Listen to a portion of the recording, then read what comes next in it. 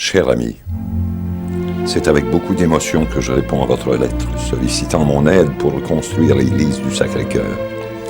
Vous n'êtes pas sans savoir que le poids des années m'accable et que la douleur occasionnée par ma maladie fait en sorte que je me fatigue rapidement et que j'ai parfois peine à terminer mes journées de travail.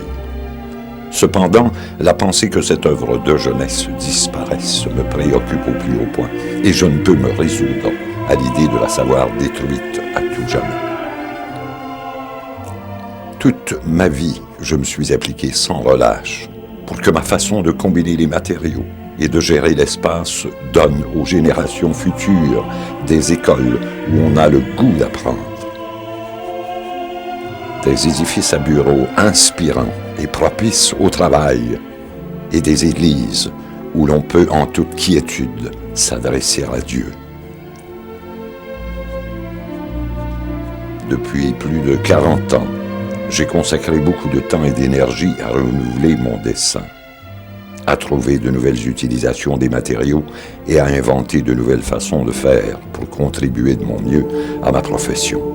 Et pour que longtemps, après ma mort, mes édifices subsistent, qu'ils soient utiles, fréquentés et aimés. C'est pourquoi il est si important que cette église que j'ai construite au début de ma carrière renaisse de ses cendres.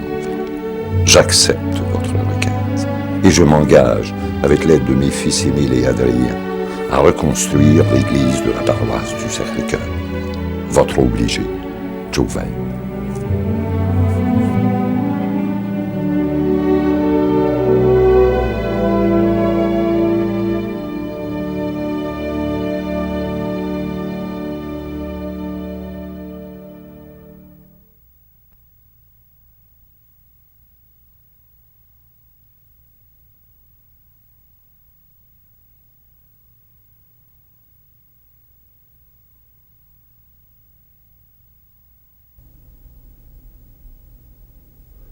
En juin 1922, en dépit de son âge et de son état de santé, Joven s'engage dans un défi colossal. Un défi à la hauteur d'un homme qui, toute sa vie, à force de détermination, a su franchir avec succès, une à une, les épreuves qui ont mené à l'excellence de son œuvre architecturale et qui ont fait de lui un des pères fondateurs de la profession d'architecte, telle qu'on la connaît et la pratique aujourd'hui.